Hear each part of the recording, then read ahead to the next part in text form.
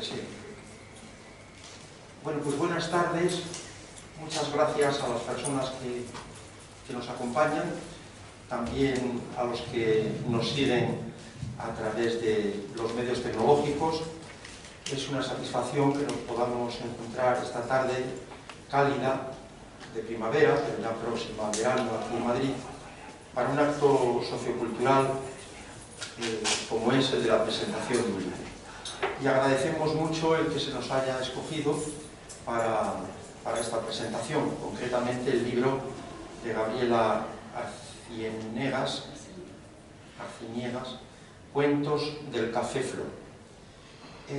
Organiza la asociación El Arte Vive, Vive el Arte, y Odette Ferrer, que no ha podido acompañarnos, pero le agradecemos mucho también el haber contado con el Centro Asturiano de Madrid, que es la casa de todos los asturianos y de todos los amigos de Asturias. Por tanto, siéntanse en su casa. También nos pueden seguir a través de internet, en nuestra página web, ahora a punto de renovación, pero donde tenemos muchísimos actos, prácticamente uno al día, y a buen seguro a alguno pues les gustará. Y nada más, según el protocolo que hemos establecido, yo voy a ceder la palabra a Yolanda Barrasa, a mi derecha, que es quien va a presentar propiamente a Gabriela Arciniegas, y luego la autora, pues naturalmente hablará también de su libro. Y muchas gracias porque viene de Colombia, concretamente Gabriela, ¿verdad? Y es una satisfacción que podamos contar con ella.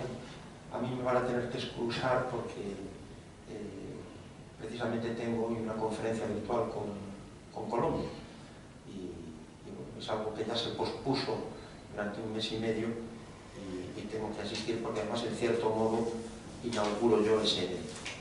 Así que nada más, muchas gracias y damos la palabra a Yolanda Barras.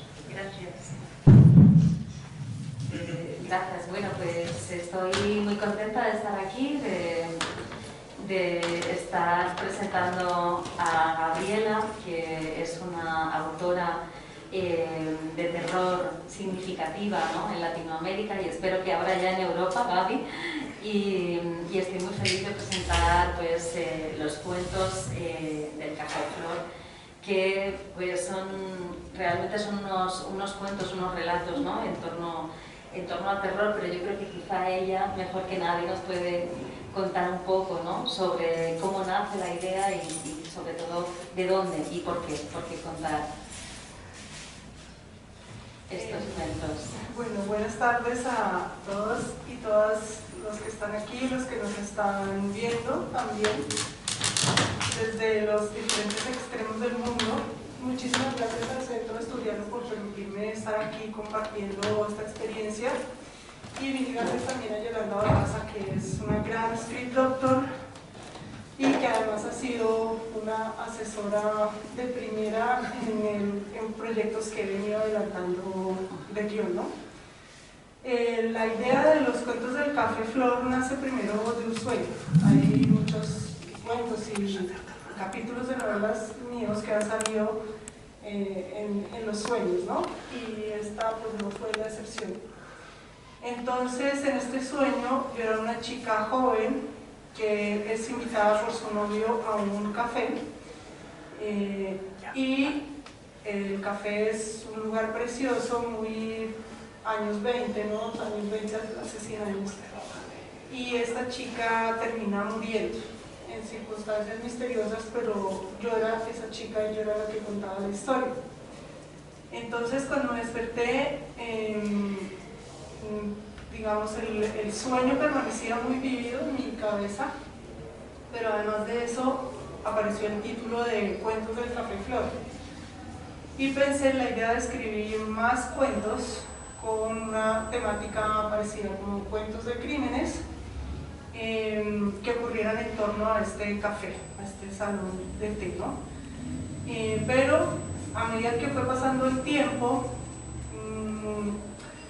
digamos, ya había ocurrido antes un asesinato muy memorable en Bogotá, que fue que una mujer apareció empalada en un parque cerca del centro de la ciudad y pues resultó siendo una historia muy desafortunada con una pareja que había tenido ella Y justo cuando yo empecé a escribir el libro, ocurrió otro asesinato, esta vez de una niña de origen indígena de La Guajira, que vivía en una zona muy vulnerable de Bogotá y que fue violada y asesinada por un muchacho de una familia de mucho dinero.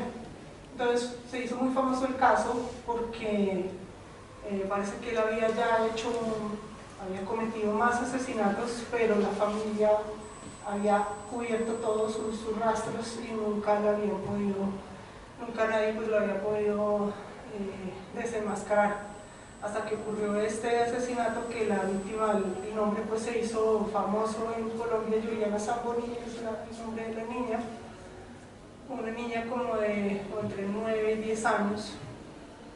Y entonces cuando yo empecé a escribir esto, yo dije, uno no, como escritora y mujer, no puede estar exento, no puede hacerse de la vista gorda con respecto a lo que está pasando, ¿no? Y digamos, escribir una historia policíaca, en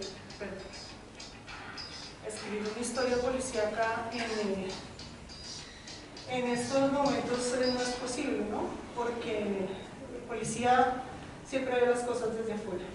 Entonces había que ponerle voz a las víctimas, y de ahí pues unido, digamos, a ese sueño que yo había tenido en donde era la chica la que andaba en primera persona de su historia, empecé a escribir este libro, que es ficción y es una secta de asesinos que tiene un tinte esotérico y tiene un tinte de asesinato artístico, asesinato por el arte, pero que cobra pues como otros tintes. Entonces la mayoría son las víctimas las que narran, mujeres de diferentes edades, y sí completé un poco la historia con algunas narraciones de los asesinos, ¿no? Entonces cada uno va contando su historia, pero la idea no era contar la historia de los asesinatos, sino centrarse en el ser de cada uno de los participantes. Y así se fue construyendo el libro, que son 11 relatos. Bueno, a mí una de las cosas que más interesantes me parece del libro es precisamente darle voz a las víctimas, ¿no? Pocas veces se da voz a las víctimas, pocas veces la víctima de feminicidio es la que habla o la que puede expresar, ¿no?, cómo ha sido asesinada o cómo ha muerto, y esto quizá es una de las cosas más interesantes, ¿no?, también desde la perspectiva de género.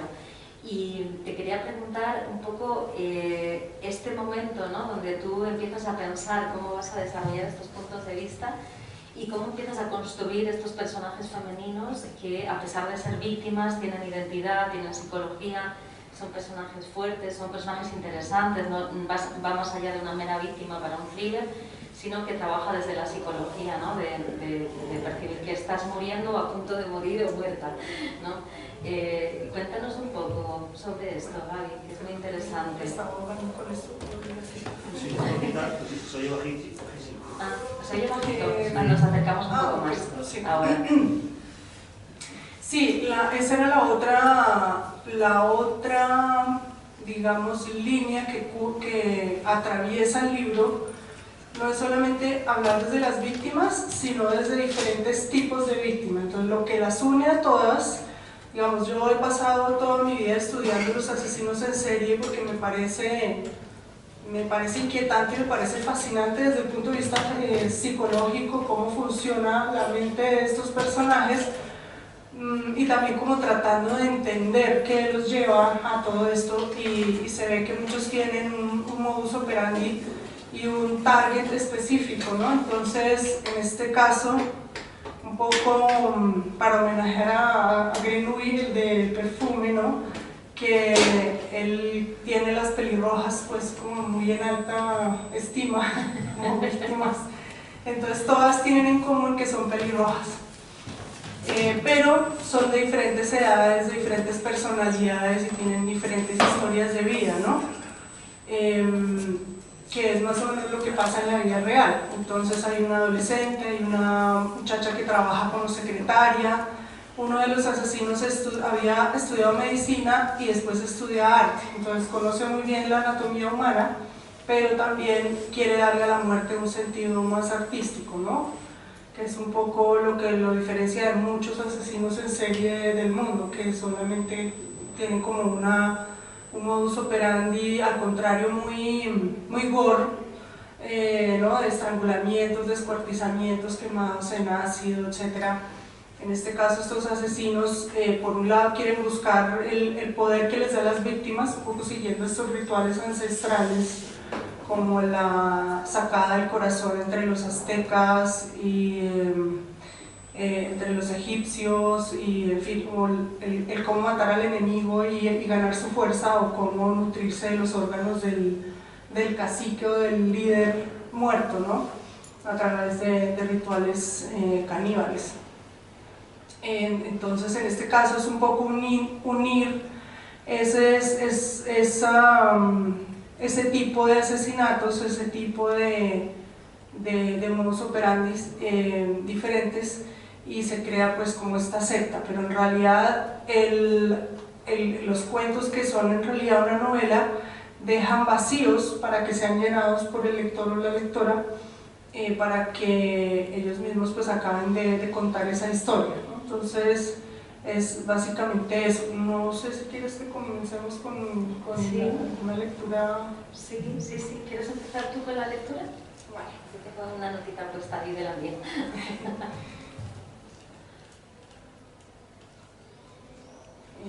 Sí, yo creo que también es muy interesante el retrato, ¿no? de la secta asesina, ¿no?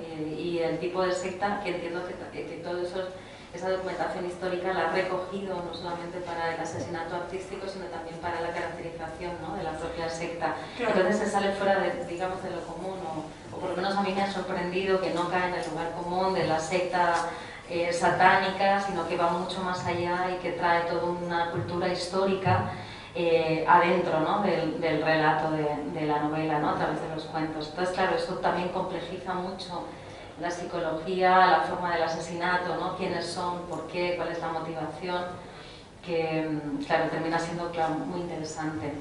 Sí, precisamente para la primera novela que yo escribí, que se llamó Rojo Sombra y que fue publicada en 2013, comencé haciendo toda esta investigación. En este caso, la novela es una distopía y el personaje termina descubriendo que hace parte de toda una raza de seres superiores a los seres humanos y que se los comen como para purificar sus almas, ¿no? Pero entonces toda esa investigación quedó para todo esto, porque ahí entraron los egipcios, los aztecas, los asirios, los griegos, ¿no? Los sacrificios de las vírgenes griegas, etcétera, para los famosos monstruos. Todo eso quedó para este conjunto de relatos. Entonces, a ver si mi voz me ayuda.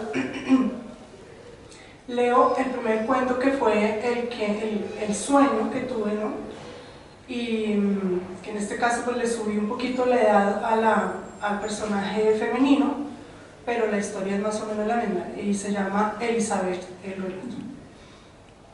Juan Mario me abrió la puerta del BMW y me dio la mano a la antigua. Yo me bajé y me erguí tan lentamente como mis músculos me lo permitieron para admirar la fachada del Café Flor. Había pasado tantas veces por el frente, pero como era tan difícil reservar ahí, nunca me había ocupado demasiado en detallarlo. A la entrada, las dos aspas de la alta puerta dibujaban con vidrios de colores dos ramilletes de arturios, tulipanes y lirios. Arriba del dintel, estilo Tiffany's, el letrero Café Flor. Un ventanal rectangular que se extendía por las dos plantas hacía juego. Mostraba 4 doncellas en túnicas entre trazos sinuosos y los colores de las 4 estaciones. Sobre el letrero, el ventanal era de vidrio desnudo. Del otro lado, metida en un pequeño escenario como un retablo, una obra exquisita, no como esos maniquíes de Chapinero, barrio Bogotá, mancos o raspados. Esta era delicada y sensible, como hecha de mármol, pero más viva. Entre capas de vidrio y madera pintada, la escultura de una muchacha vestida como aquellas de los vitrales, como los de Alfons Mucha de la Catedral de Praga, entre griega y celta, entre Art Nouveau y prerrafaelita. La iluminación estaba hecha para resaltar algunas sombras y algunos colores violetas, verdes, casi teatrales, como si fuera un lienzo de Lautrec. Descansaba su peso en un solo pie, bajo una túnica blanca casi transparente. El dedo índice de una mano sobre los labios, la otra suelta, perezosa, apuntaba hacia abajo. Su pelo, rojo encendido, se desprendía de una moña sensual hecha con parte del cabello y el resto caía en bucles entrelazados con flores. Detrás de la cabeza relucía una aureola de rayos dorados. Quise pensar que se trataba de una de las esculturas del dueño, el primo de mi novio. Lo dije en mi mente con orgullo, aunque me pregunté por qué solo una escultura, sola, en la esquina del ventanal. Se veía cojo e incompleto. Juan Mario aún sostenía mi mano. De estos quedan pocos, me dije y le sonreí. Juan Mario había sido un premio. Pasé varios meses lanzándole miradas desde mi escritorio antes de que me invitara a salir. Como andaba con la modelo esa tan displicente, tan rubia, no miraba para ningún lado. Luego vino la muerte a llevársela, algo repentino, devastador para él, pero pasados unos meses, por fin se había fijado en mí. Llevábamos casi un año saliendo cuando me dijo que él era el primo de los dueños del Café Flor y que había conseguido una reservación. Salté de la silla cuando oí esas palabras por el teléfono. No andábamos muy bien por esos días. Él era tranquilo, pero yo andaba en una racha de mal humor, no sé si por cambios hormonales o por el estrés que me estaba generando el nuevo jefe. Un español muy intransigente que abrumaba a las mujeres del buffet con reclamos cargados de machismo y de misoginia de nuestros colegas hombres, que nuestros colegas hombres no notaban. Con Juan Mario habíamos tenido una pelea tras otra en ese último mes y él, aunque no me lo decía, tal vez era por eso que andaba tan distante. Cuando me llamó para invitarme, no solo me emocioné porque era el Café Flor, sino porque alcancé a pensar que iba a proponerme matrimonio. Muchos hombres escogían ese café para darles el anillo a sus mujeres. Pasé los ojos por el pasamanos de la escalera, la madera amarilla, suave y brillante, un helicoide sinuoso que se apoyaba sobre barrotes de metal negro. Creo que voy a parar aquí porque creo que mi voz no me va a ayudar. Sí, pero más o menos así empezaba más bien sigamos con las preguntas y al final tú nos lees un poquito. Pues bueno, yo quería preguntarte también, porque me ha impresionado mucho los nombres de los personajes, me ha impresionado mucho y quería que nos contaras un poco de dónde nacen, de dónde vienen, porque el libro está nutrido de referencias culturales y referencias artísticas, plagado, ¿no? Entonces me gustaría saber de dónde vienen los nombres, porque ha sido muy bonito encontrar nombres, ¿no?, a lo largo de la historia de la literatura y del arte. Sí. Y quisiera cuéntanos un poco sobre esto, que me interesa mucho. A ver, por un lado, como yo quería que tuviera una estética muy Art Nouveau, es decir, muy de finales del siglo XIX, entre Art Nouveau y prerrafaelita, ¿no?, lo que sale ahí, que es finales del siglo XIX, principios del XX, que es como Alfons Mucha, la Catedral de Praga, y los afiches, ¿no?, famosos de él, que casi todos además son de obras de teatro de su mejor amiga y la que lo impulsó a la fama, que es Sarah Bernhardt, que era una gran actriz de teatro de esa época, que incluso alcanzó a salir en algunas películas de cine mudo, y que ella no solamente era actriz, sino que también escribía teatro, ¿no? Entonces, bueno, que hubo algunos dramaturgos de la época y actores que la criticaban, pero yo pienso que es una misoginia que había y una envidia, porque era una mujer increíble y que además ella perdió una pierna, pero aún así siguió actuando y siguió viajando por todas partes, mostrando sus obras de teatro, ¿no? Incluso hizo papeles masculinos como Hamlet, en fin. Entonces, digamos, toda esta historia de Alfons Mucha y Sarah Bernhardt fue el centro de toda la serie de relatos, y Sarah es el último personaje que aparece ahí porque es la chica que se salva, ¿no?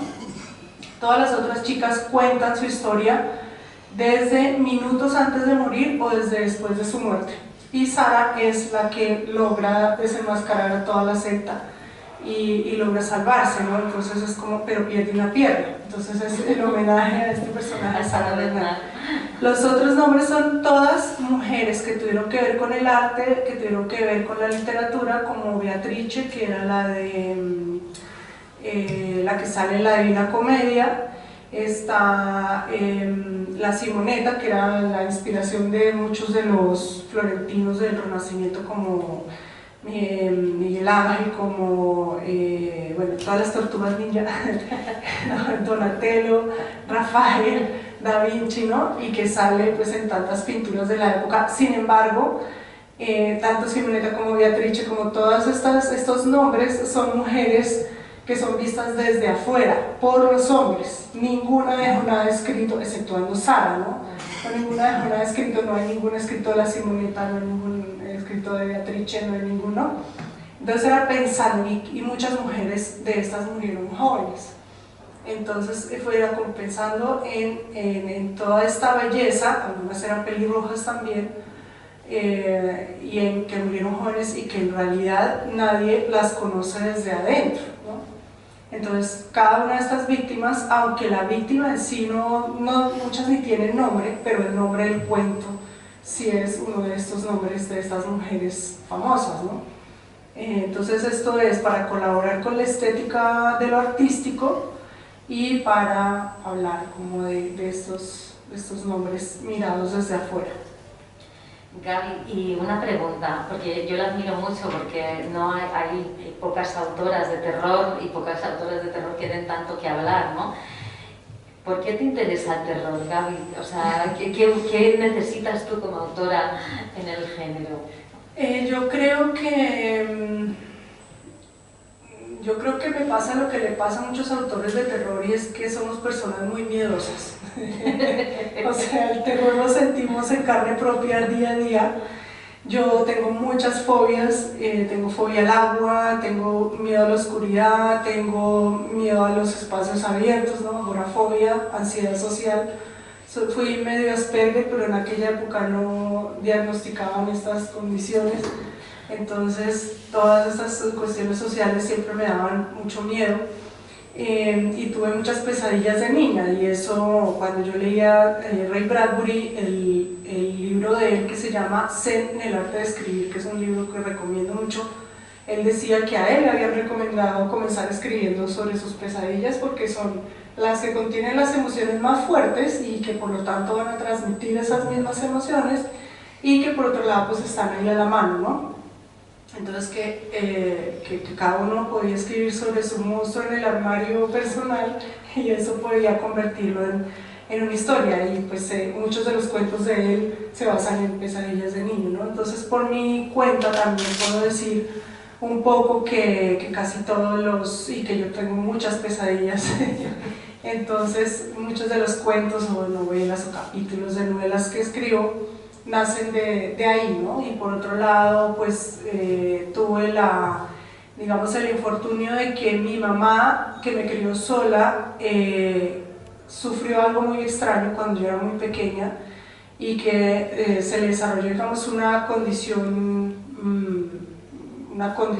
de salud muy precaria durante toda su vida, ¿no? Y que también era un poco impresionante de ver. Entonces convivía un poco como con esos estados limítrofes que tanto pueblan el terror, ¿no? Que tanto pueblan Stephen King, por ejemplo, ¿no? Tiene como muchas historias basadas en casos reales, o personajes basados en personajes reales de la enfermedad, de la locura, ¿no? Entonces es un poco como que es inevitable, ¿no? Escribir sobre historias así, no le sale a uno de otra forma. Y por otro lado, que toda la vida desde muy pequeña me han interesado mucho los mitos, los rituales de iniciación, pues más que todo en la universidad, de la universidad para acá, cultos indígenas, religiones antiguas, ¿no?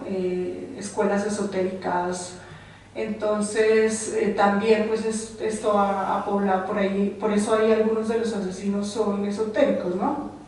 No solamente son asesinos artísticos, sino que también ellos son grandes lectores de culturas antiguas y de religiones antiguas, ¿no?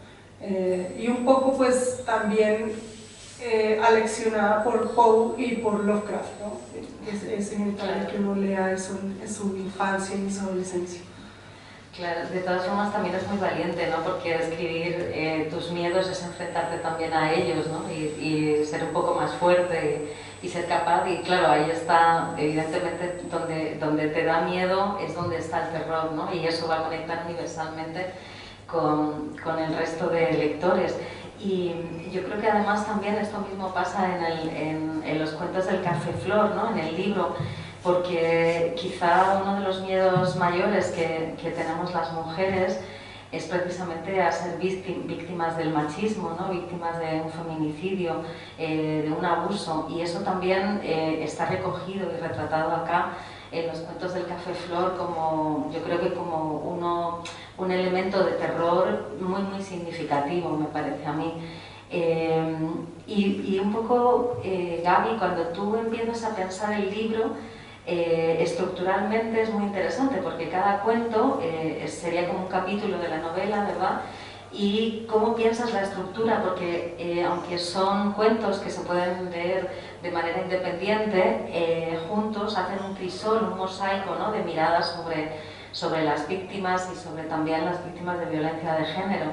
Entonces te quería preguntar, que me parece muy interesante, cómo armas este mosaico y cómo vas pensando la estructura para que al final el resultado, ¿no? Es el que es muy inquietante, porque es verdad que hay partes que no están contadas, con lo cual, claro, te involucras mucho como lector, porque estás, incluso después de leer estás elucubrando, y el padre entonces era el Bedel, pero entonces era el...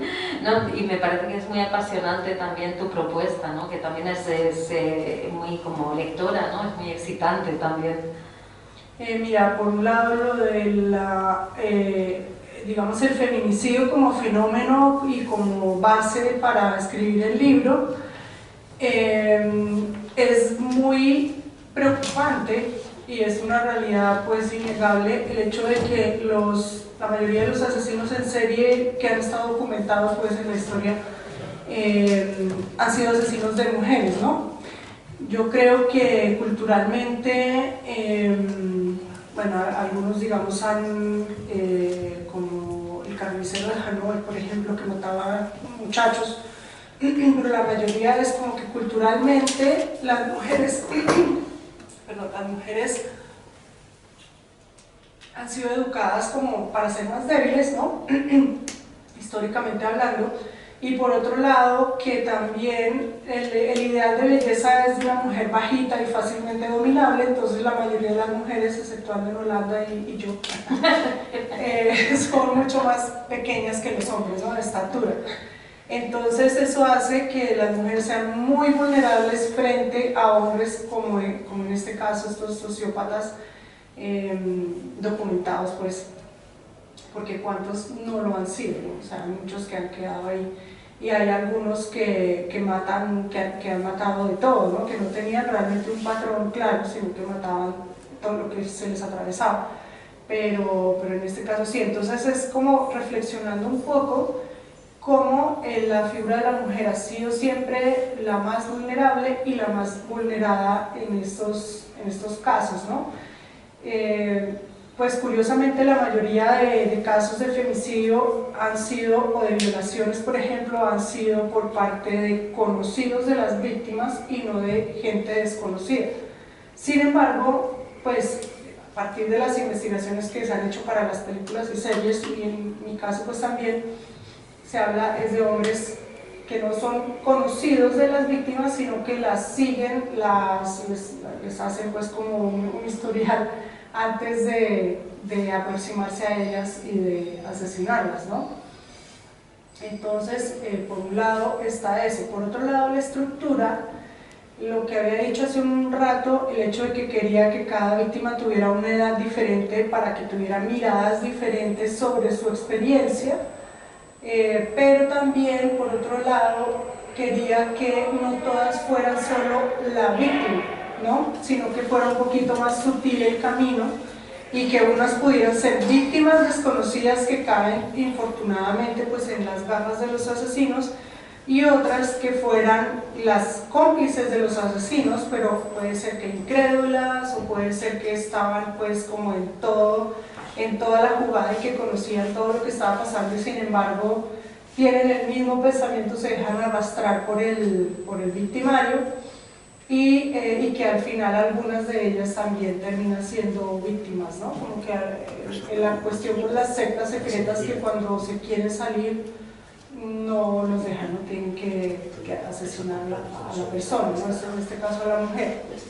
Y hay un par de casos en donde un caso en específico la víctima no es mujer, sino que es el cuidador, entonces ahí es como que se ve cómo el asesino cubre sus huellas, matando a todos los testigos que no estén de acuerdo con lo que ellos están haciendo, que no los dejen hacer lo que ellos pretenden hacer. Y en otro caso es simplemente una persona que ve que hay un pie saliendo de una camioneta, sigue la camioneta y termina también muriendo, ¿no? Entonces la idea era esa, es como construir una estructura en donde además las víctimas cumplieran diferentes roles y que eso también permitiera conocer un poquito más de la historia, que igual la idea era dejar un vacío en el centro, pero que alrededor hubiera también como diferentes colores, por decirlo así, complementándose entre sí. Eso es. Y cuéntanos un poco sobre el asesinato artístico, porque también es algo que está muy presente en la novela, de los cuentos del Café Flor, y también es muy impresionante, ¿no? Todo lo que es el asesinato ritualístico, pero que el asesino lo entiende como una obra de arte. Cuéntanos un poco más de esto y cómo ha sido tu investigación y tu acercamiento a este tipo de rituales y del tipo de asesinato artístico. Sí, yo creo que está un poco emparentado a veces lo artístico con lo esotérico, porque digamos los rituales antiguos de culturas como la cultura hitita, por ejemplo, la cultura griega, la cultura egipcia, siempre que se asesinaba, que se sacrificaba, en este caso, a una doncella o a un doncel para un dios o a un animal también, la idea era lograr una belleza, ¿no? Como que se entendía que en el dios había una crueldad, pero que había también una belleza. Entonces se siguen ciertos pasos, se hacen ciertos cánticos, se utiliza un puñal especial, hay como una danza, ¿no? Ahí. Entonces por un lado eso, pero por otro lado, leyendo a Rubén Fonseca, que fue, digamos, la primera aproximación que tuve con el tema del asesinato artístico como tema literario, está pues este libro que se llama El Gran Arte, que cuenta la desaparición de un grupo de mujeres, no un grupo pues todos al tiempo, sino una serie de mujeres, y que el detective tiene que ir siguiendo los rastros hasta que encuentra pues que existe este tipo de asesinato, ¿no? Este tipo de desviación de la norma, en donde el asesino quiere es crear arte, ¿no? A través de la muerte, de la sangre, etc. Y hay otro digamos otro texto que recomiendo mucho, que sale en el CD de David Bowie, que además es como bastante peculiar, porque es un CD de David Bowie que se llama Outside y que salió en, si no me equivoco, 1994, si no estoy mal, pero entonces dentro del CD aparecía un cuadernillo, y el cuadernillo era un diario de un detective, Nathan Adler, y que iba contando sobre, es como una bitácora de cómo él va siguiendo los rastros de una niñita que se perdió y los sospechosos que hay, y cómo va pues como armando todo el croquis de lo que ha pasado. Y digamos, se podría decir una micronovela futurista, porque ocurre en 1999, pero está hecho en 1994. Entonces no ha cambiado mucho, nada, no habla como de tecnología, pero sí se habla de que en 1999 había pues como este grupo de artistas que no solo utilizaban órganos de animales para crear arte, entonces los disponían de una cierta forma y hacían crítica social y política a través de disponer los órganos y o coser partes de animales con otras, sino que también utilizaban partes humanas, ¿no? Entonces, lo interesante además es que fuera de ese cuadernillo, algunas de las canciones o de los tracks que tiene el CD no son canciones, sino que son las entrevistas o los interrogatorios a los testigos, a los sospechosos.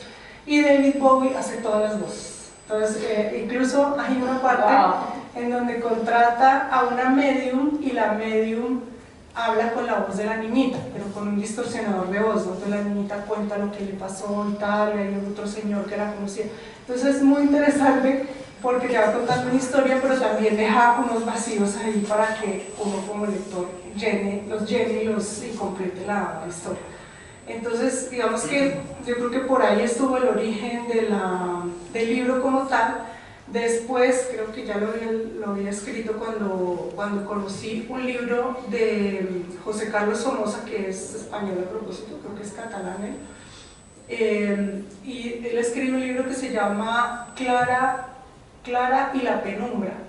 También habla de un futuro distópico en donde la gente era obras de arte, pero en este caso sí vivas. Pero era una persona, entonces la primavera, y era una niñita de 13 años que la ponían en un escenario y la niñita tenía que posar así durante todas las horas que durara la exposición, y pues había todo un tratamiento de preparación mental para posar, e incluso había un mercado negro de gente que la ponían como muebles. Entonces ponían la mesa, la silla, pero era una persona sentada, agachada, y también tenían que posar pues todas las horas que les dijeron. Entonces me parece muy interesante como género literario explorar ese tipo de posibilidades, ¿no? Y cuéntanos una cosa, para todo aquel que quiera comprar el libro, ¿dónde lo puede comprar si hay alguien que se interesa por el libro? Gaby. Bueno, en este caso, hoy tengo 4 ejemplares a mi disposición, pero cualquier cosa, porque este libro estamos preparando ya una segunda edición, y para esa segunda edición sí queremos que haya ebook y que haya como más posibilidades. Esta primera edición solamente salió en físico, porque era un editorial muy pequeñito, ya ha crecido un poquito, pero en esa época pues estaba apenas naciendo, entonces fue uno de los primeros proyectos que publicó y nos sacó ebook. Entonces, en dado caso, podrían de pronto escribirme a mí, si quieren les puedo dar mis datos, y yo les podría pues hacer llegar una copia, ¿no? Con algún descuento para que la pudieran pedir y todo, con la distancia y tal, pero esa es, digamos, la historia que hay. Y bueno, que estoy preparando un proyecto de guión donde Yolanda, pues gracias a ese proyecto es que conocí a Yolanda, porque Yolanda hace asesorías de guión, da talleres, si están interesados, y entonces ella me ha venido ayudando a preparar, en este caso, un largometraje, pero la idea es de pronto convertirlo en algo más allá que eso, ¿no? Entonces, de pronto en algún futuro.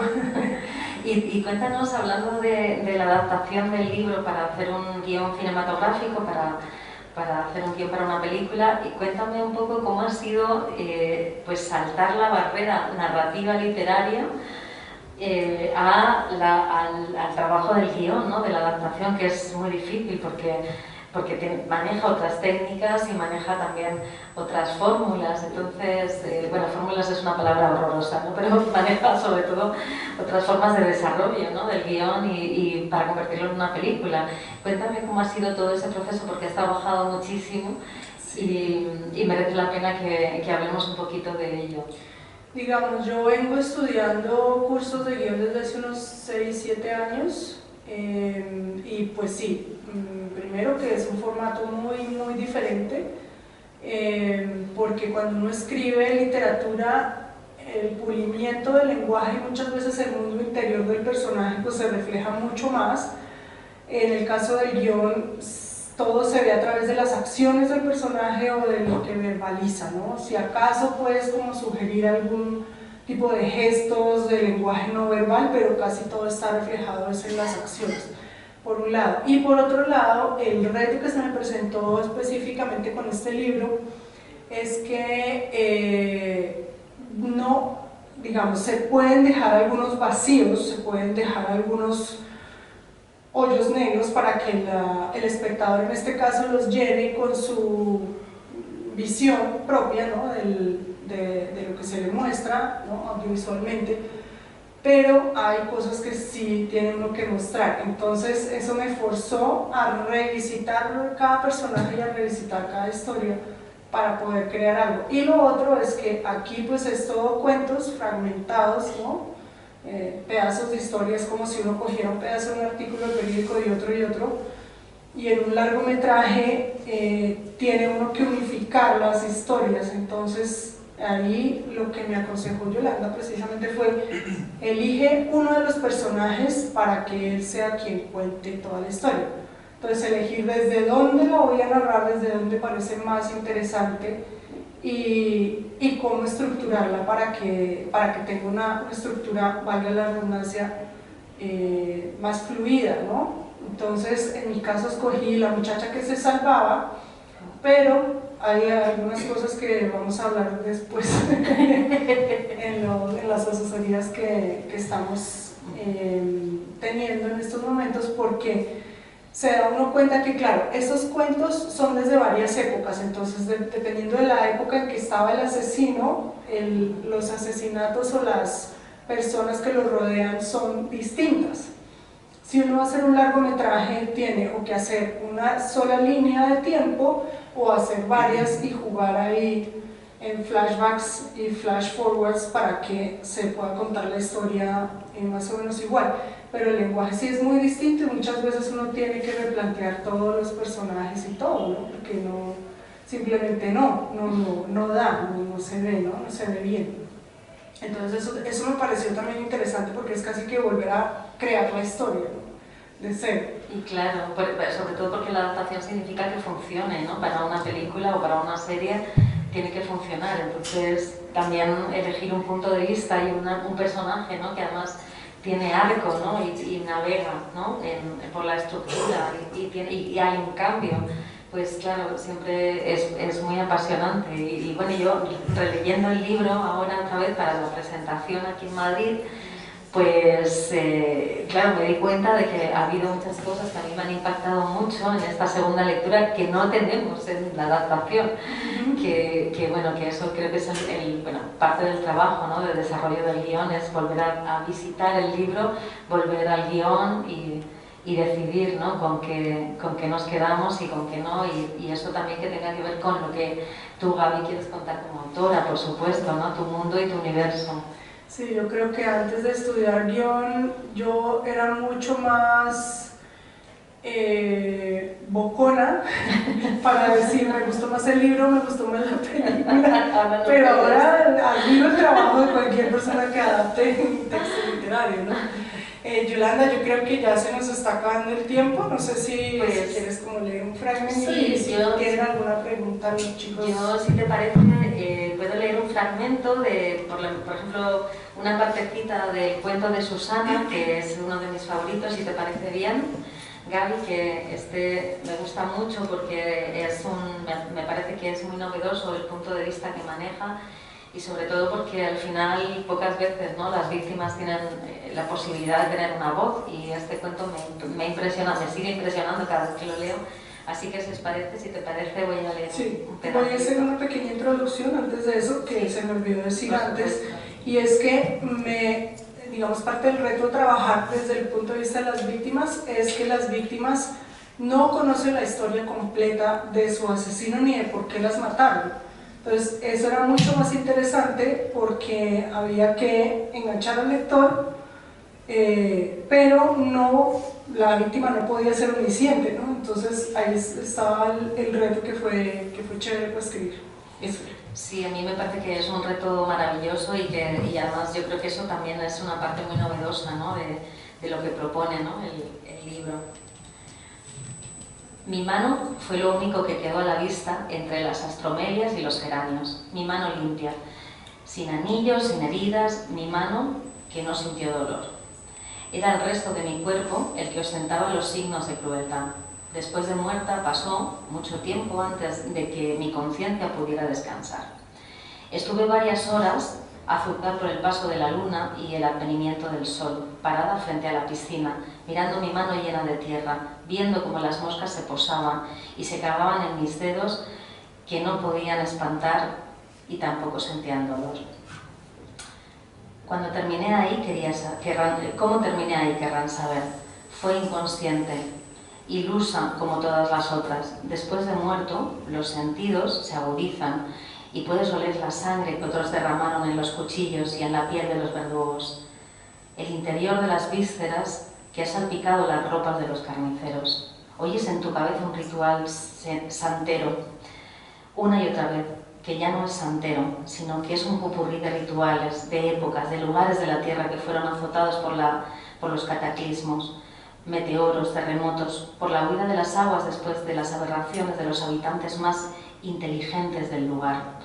Oigo sin dolor, vaciada de repugnancia, cada una de sus palabras de alabanza a tantos dioses que desconozco. Mi muerte me ha dotado también de toda la sabiduría de la que carecía en vida. Bueno, esta es la primera página, se me pone la carne de gallina. Y yo creo que, bueno, si quieres cerrar con una conclusión final, Gaby, y podemos pasar a las preguntas si quieres. Pues a ver, ¿qué puedo concluir? Pues no, creo que todo quedó dicho. Mucho. Digamos que pues sí, el reto y que a pesar de que es un texto de ficción, o un grupo de textos de ficción, igual el sufrimiento es real, ¿no? El sufrimiento de las víctimas es real y uno termina como autora también condoliéndose con eso, ¿no? Como que termina vibrando en esa misma frecuencia, ¿no? Entonces, pues espero que la lectura del libro a las personas que han tenido la posibilidad de tenerlo, pues digamos, les haya podido transmitir esa emoción. Entonces ahora sí, si quieren, pasamos a preguntas. ¿Tienen algún comentario? A la hora tipo de cuando estás adaptando el libro a un guión y como hablas de todo esto de lo artístico en un asesinato y lo ritualístico, ¿cómo has pensado que a la hora de adaptar esa arte y todos esos rituales en un lenguaje audiovisual? Buenísima pregunta. Muy buena pregunta. Porque claro, digamos que también todo tiene que ver con el momento en que uno está cuando escribe, ¿no? Entonces cuando yo escribí, digamos, yo venía de una experiencia de pareja, pues porque esto no sale de la nada, ¿no?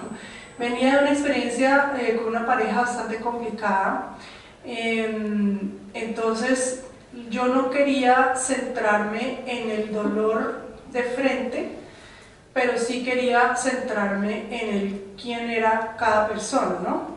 Entonces, aquí no hablo tan de frente de los rituales como tal, sino más de lo que los lleva a cada persona, lo que los lleva. Sí hay algunas partes un poco gore, en todo caso a mí me gusta el gore, me parece que hace parte de la vida, vivo en un país muy gore, es imposible no ser gore al escribir, pero cogí muy tangencialmente esa parte ritual, ¿no?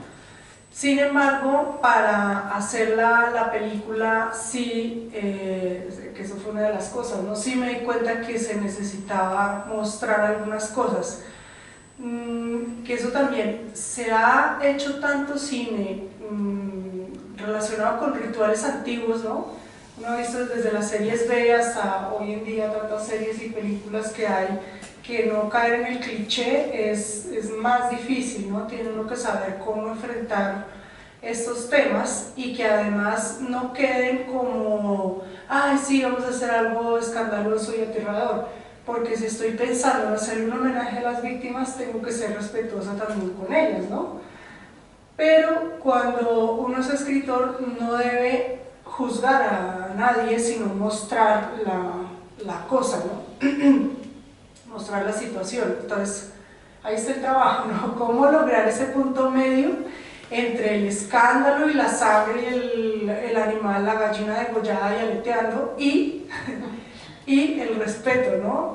Tanto a las víctimas como a estas culturas antiguas en las que se están basando. O sea, si estos asesinos quieren hacerle homenaje a estos dioses antiguos y estos sacerdotes antiguos hititas que estaba escribiendo una novela histórica en donde hablaba de los hititas, y cuando la mujer estaba embarazada, cada mes le degollaban varios pájaros y le regaban la sangre encima a ella, ¿no?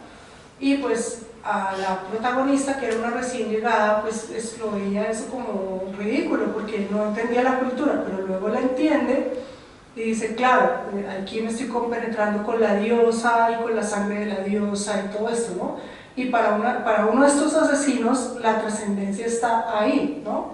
Ellos no piensan que están irrespetando a la mujer que están sacrificando, están al contrario venerando a esa alma que, ¿no? Es como una cuestión bastante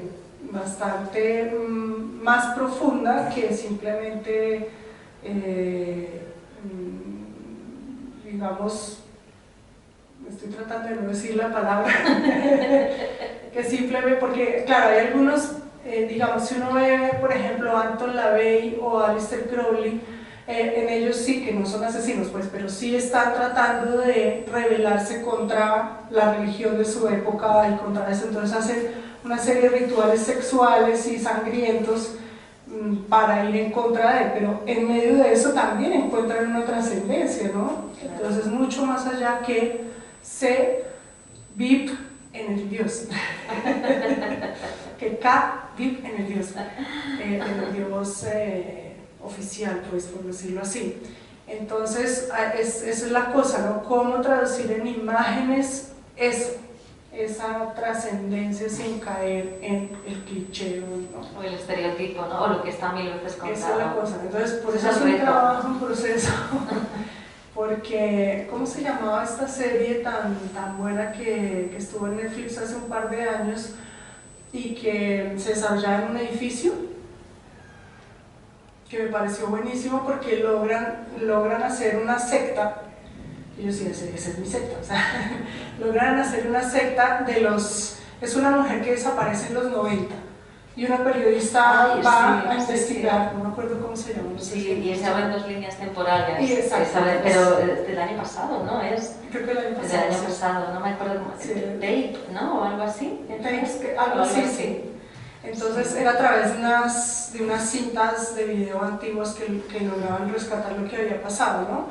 Y hay una secta y hay una divinidad encerrada en un anaquel y le cantan a esta divinidad, ¿no? Pero tú no ves la sangre sino ya casi hasta el final de la serie, pero sí percibes esa oscuridad y sí percibes que hay algo no muy...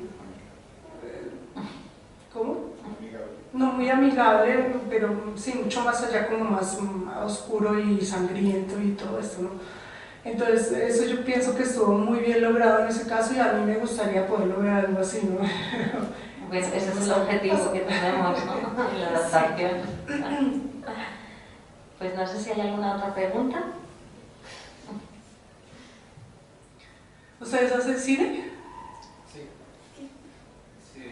yo estoy muy interesado. De hecho, cuando hablaste de todo esto del arte, hay una serie que se llama Hannibal. Claro. En la que sí, prácticamente todos los asesinos se creen artistas. Exacto.